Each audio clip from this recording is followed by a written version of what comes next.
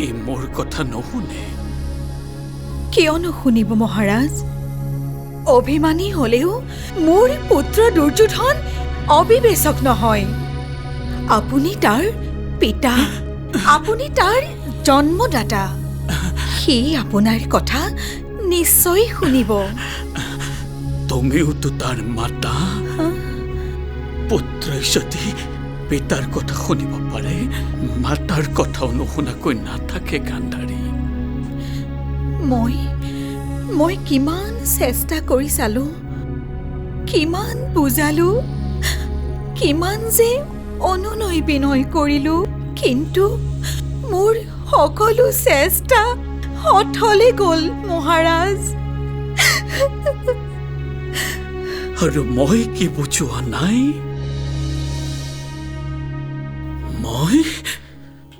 মই তাক অনুৰোধ কৰিবলৈ বাকী ৰাখিছো। কতদিন কাষত বহুৱাই কেঁচুৱা ল'ৰাৰ দৰে গাত হাত বোলাই কিমান বুজালো, দুৰ্যোধন যুদ্ধ নকৰিবি, তই যুদ্ধ নকৰিবি। পাণ্ডৱ তোৰ বৰ নহয়। সি মোৰ কথা নাৰাখিলে, সি মুখ আমোলাই গুচি গ'ল। সি মোৰ কথা নাৰাখিলে গান্ধাৰী। বিশ্বাস নহয় মহাৰাজ। কি বিশ্বাস নহয়? আপোনাৰ কথা। পুত্ৰ অবৈধ। আৰু এতিয়া দেখিছো এই ধৃতৰাষ্ট্ৰক জন্মান্ধ বৃদ্ধ অপদাৰ্থ বুলি বিশ্বাস নকৰিবলৈ শিকিছা। অভিনয় নকৰিব মহাৰাজ। এই কুৰুক্ষেত্ৰৰ ৰণৰ বাবে কৌৰৱৰ পিতা আপুনিয়ে দায়ী মহাৰাজ, আপুনিয়ে দায়ী। শাস্তি দিয়া ৰাণী,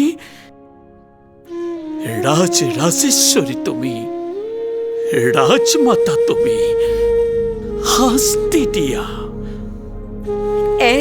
এটাকৈ ৯৮টা পুত্ৰৰ মৃত্যু দেখি যাৰ বুকু নকঁপিল, সেই কাঠ চিতীয়া পুৰুষক, সেই কঠোৰ পাষাণক এই অবলা নাৰীয়ে কি শাস্তি দিব মহাৰাজ? পুত্ৰ শোকত জৰ্জৰিত হবলৈ কৈছা ৰাণী?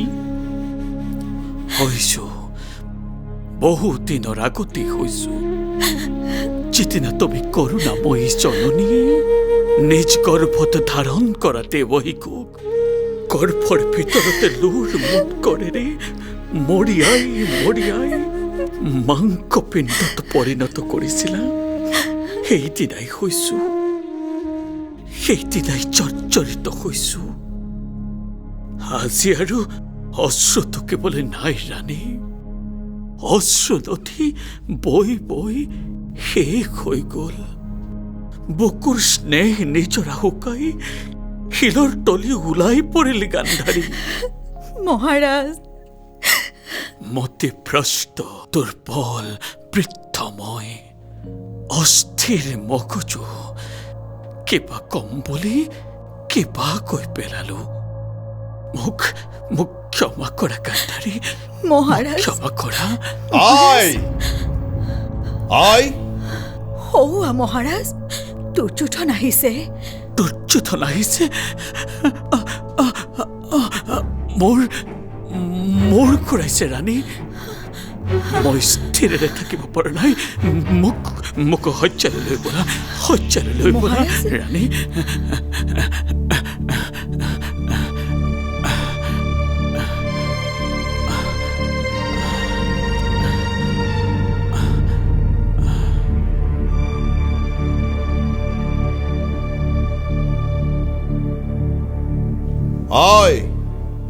I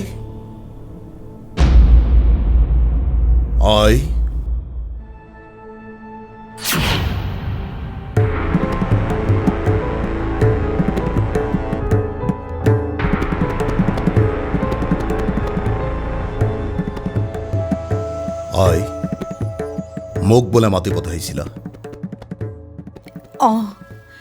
মাতিছিলোঁ দুৰ্যু। কোৱাই কিয় মতালা আই তোমাৰ কি হৈছে নামাতা কিয় একো হোৱা নাই। তেন্তে কোৱাই তোমাৰ আদেশত কুৰুক্ষেত্ৰৰ পৰা মই লৌৰি আহিছো। কওঁ ক তই শুনিবি।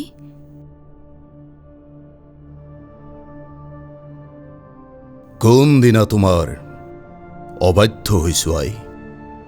তেন্তে তই এই যুদ্ধ পৰিত্যাগ কৰ। মোৰ সকলো গ'ল, মাত্ৰ তই আৰু দুঃশাসন আছ। এই যুদ্ধ পৰিত্যাগ কৰ বাছা। আই আই কিয় সেই একেটা কথাকে বাৰে বাৰে ধৰি আছা আই। কিয় ধৰি আছো?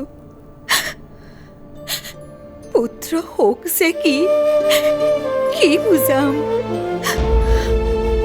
ভৰ বয়সতে এটাকৈ দুটা কম 100 সন্তানে মোক এৰি গুচি গ'ল। সিহঁতে মোৰ বুকু শুৱাই আছিল।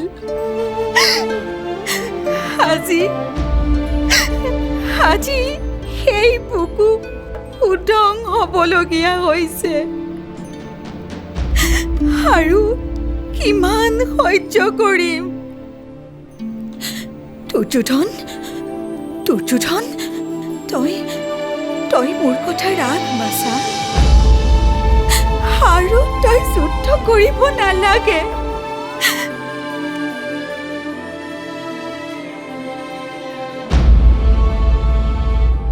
হে জননী পৰিহাৰ কৰিলে সমৰ মৃত্যুপুৰীৰ পৰা আহিবনে মোৰ মৃত ভাতৃঘূৰি। পৰিহাৰ কৰিলে সমৰ পাৰিম নে মচিব কপালৰ ভাগ্যৰেখা বিধাতাই লিখা। নোৱাৰি মুচিব কেৱে বিধিৰ বিধান। সেইবুলি আপোন ঘৰত জ্বলিছে যি ভীষণ অগনি, তাক আৰু জ্বলিব নিদিবি। জ্বলক জননী জ্বলক। যি অগ্নিয়ে দহন কৰিলে মোৰ ভ্ৰাতা স্নেহৰ, যি অগ্নিয়ে দহন কৰিলে মোৰ আত্মীয় স্বজন, সেই অগ্নি জ্বলক জননী। হয় যদি দগ্ধ হওক চিৰক্ষুদ্ৰ মোৰ, নতুবা নিজেই দেই পুৰি চাই ভস্ম হৈ উৰি উৰি গুচি যাম পৰপা। মাতৃ আজ্ঞা লংঘন নকৰিবি পুত্ৰ। সন্তানক অপৰাধী নকৰিবা মাতা। জানো মই বেদবাণী তোমাৰ আদেশ, কিন্তু কি কৰিবা মাতৃ। মেলি দিলো তৰি মোৰ মহাজলধিত, নাহে ঘূৰি নোৱাৰো ঘূৰাব যদ্যপি নাপায় মাতা তাৰ পূৰ্ণ লক্ষ্য তীৰ। 5খন গাঁও মাত্ৰ খুজিছে পাণ্ডৱে, তাকে দি নকৰো কিয় সন্ধি এতিয়াও। দয়াশীল যুধিষ্ঠিৰ ভীমাৰ্জুন নহে অবুজন, হাতৰে সন্মতি দিব সন্ধি প্ৰস্তাৱত। সন্ধি কৌৰৱৰ সন্ধি মাতা পাণ্ডৱৰ লগত। কি ক্ষতি?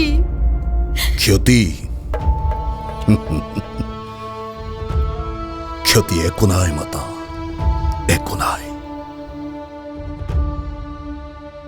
কিন্তু এই সন্ধিৰ কাৰণে যুদ্ধৰ আয়োজন নাছিল জননী। এই সন্ধিৰ কাৰণে লক্ষ লক্ষ মহাবীৰে প্ৰাণৰ মমতা এৰি প্ৰিয়জন নাই কৰা প্ৰাণদান উন্মাদৰ দৰে। মাতা জন্ম মোৰ ক্ষত্ৰিয় কুলত, বীৰ মই চন্দ্ৰবংশীয় ৰাজৰাজেশ্বৰ। প্ৰাণৰ ভয়ত কাপুৰু হৈ পাণ্ডৱৰ শৰণত প্ৰণিপাত জনাই সন্ধি ভিক্ষা নকৰো নকৰো নকৰো। মাতা শুনা মাতা, সন্মুখত তুমি মোৰ আৰাধ্য গোসানী আৰু কাষৰ শয্যাত হৌ জন্মদাতা পিতা মোৰ উপাস্য দেৱতা। দুয়োৰে সন্মুখত পুনু কৰো নিবেদন, যুদ্ধ তেজী পাণ্ডৱ সুচাক্ৰ মেদিনী প্ৰাণন্তেও নিদিও নিদিও নিদিও। হয় যদি সোণৰ হস্তিনামৰ হৌক চাৰখাৰ, দিব লগা আছে যদি দিম ৰংগা ৰক্ত।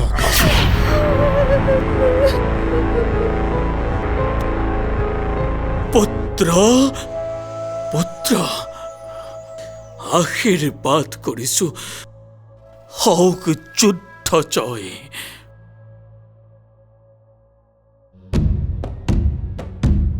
পিতৃ পদে মতি যেন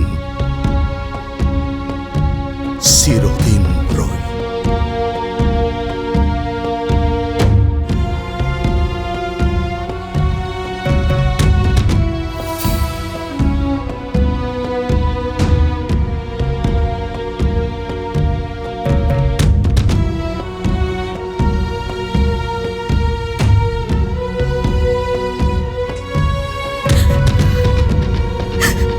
আৰু যদি হয় পৰাজয়,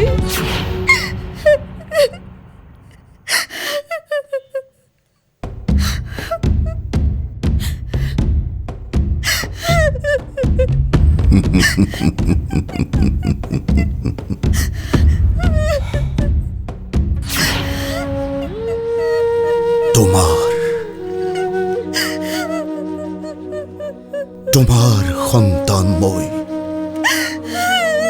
নাই, নাই মৃত্যু ভয়।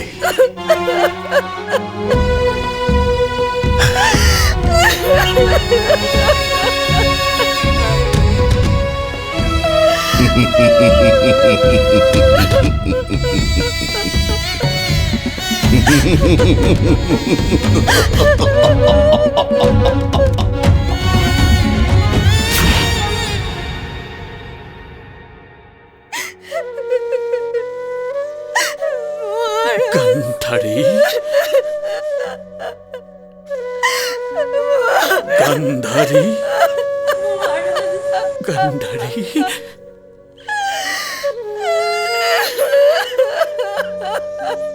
গান্ধাৰী।